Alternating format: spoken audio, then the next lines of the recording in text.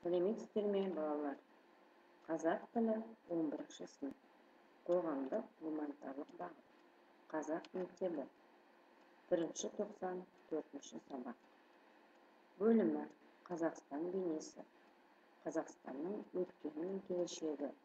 Шешендік өнері. Сабақтың тақырыбы мәңгілік сарын. Қазақтың дәстүрлі мың күйі.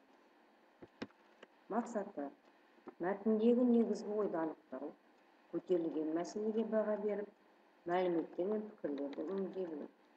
Мәлімет бойынша тілдік бірліктегі орфографиялық нормаға сай жазу. Енді балалар, мына сұрақ бойынша ойланайық. Бірінші, мәдени мұра мемлекеттік бағдарламаның аясында қандай жобалар жүзеге асырылды? Екінші сұрақ, қазақтың дәстүрлі мың әні, қазақтың дәстүрлі мың күйі антологиясы туралы не білесіңдер? Ойланайық қане.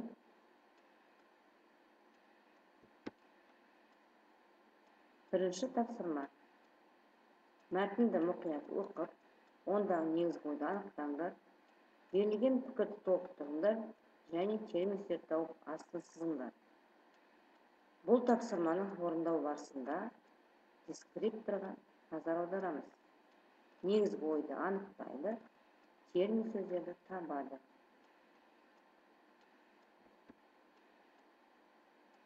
Келесі тапсырмамыз: күй киелі де қастерлі, сырлы да сұлу өнер атты тақырыпта эссе жазыңдар.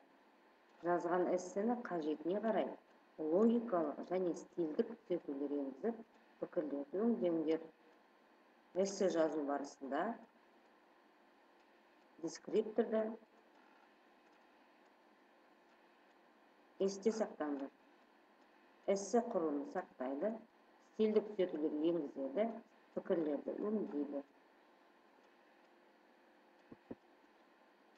Енді бүгінгі сабағымызда әрине біз грамматикалық материал, шешендік сөзге қойылатын талаптар жөнінде тоқталып кетеміз. Шешендік сөзге қойылатын талаптар: шешендік сөз көпшілік алдында сөйленетін сөз.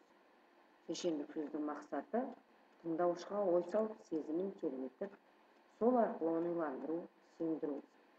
Шешендік сөзге қойылатын талаптар: белгілі бір әлеуметтік мәні бар тақырыпты қозғауы, ойдың беруінде жүйеліліктің болуы, айтылатын сөздің тыңдаушыны ойландыратындай логикалық күшті, өзегінің және пікірдің дәлелді болуы, сөз байлығының молдығы және сөздер мен сөз тіркестерінің қажетіне қарай дұрыс сұрыптай алуы, оларды орынды, түсінікті әрі айшықты өзгертуге сай білу және тартымды сөйлеуден көрінетін эстетика талғамының жоғары болуы керек. Әрине, мына жағдайды еске сақтауымыз керек. Ма, не, ба, бе, па, бе шылаулары тұлғасы жағынан болымсыз етсіз жасайтын жұрнаққа ұқсас. Шылау бөліп жазылады. Болымсықты білдіретін жұрнақ түбірге қосылып жазылады. Кейде бұл шылаулар жалғаулардан бұрын келеді. Мұндай жағдайда ма, ме, ба, бе, па, бе шылаулары ма, мә, ба, бә, п, п ол өзгереді және сөзге қосылып жазылады. Мысалы, сен үйде қаламысың, әлде киноға барамысың? Соны бұл жерде байқағанымыз, ма, ме, ба, бе, па, бе жұрнағының орнына м, мә, б, б, п шылауларына өзгергенін көреміз. Келесі үшінші тапсырма. Мына берілген мәтінді оқып шығып, қарамен жазған сөздің мағынасын түсінеміз және демеулік шылаулардың жазылу ережесіне назар аударуымыз керек.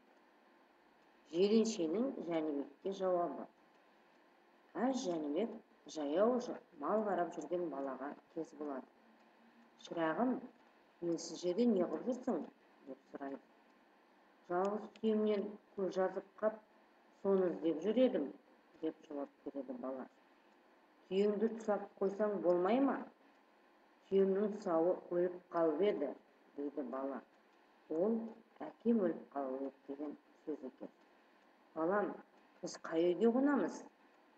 Бір қой жеймін десеңіздер, қай үй болса да қона бересіздер.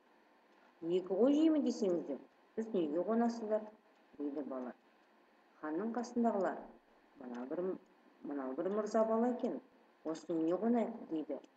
Келген соң бала бір буаз саулықты жетектеп келіп, илахи әмин дегенде, шырағым, бойдақ қой жоқ па, деп ескертеді хан. Мен бойдақ қойдың жоғын мана далада айтпап бердім. Екі қой жесеңіздер, біз неге қон дегенім осы емес пе еді, дейді бала. Қонақтар баланың жауабына қайран қалды. Енді осы мәтіннің ішіндегі демеулік шоулардың жазылу емлесіне назар аударамыз. Қай кезде бірге жазады, қай кезде бөлек жазылады. Келесі 4-ші тапсырма. Жақша ішінде берілген грамматик тұлғаны емлеге сай жазып, тыныс белгілерін қойыңдар. Әрине ол манағы ма, ме, ба, бе, па, пе болмыс етістік жинақтарының жазылу емлесін еске түсірейік. Ол үшін грамматикалық тұлғаны емлеге сай жазамыз, тыныс белгілерін қоямыз. Енді балалар, кері байланыс жүргізейік. Бір тамшы ой. Менің сабақтан алған әсерім. Мына кестені толтырамыз. Қандай ой пайда болды сабақ барысында? Не сезіндім және не ұнады? Осы кестені толтырыңыздар. Балалар, сабақ аяқталды. Сау болыңдар.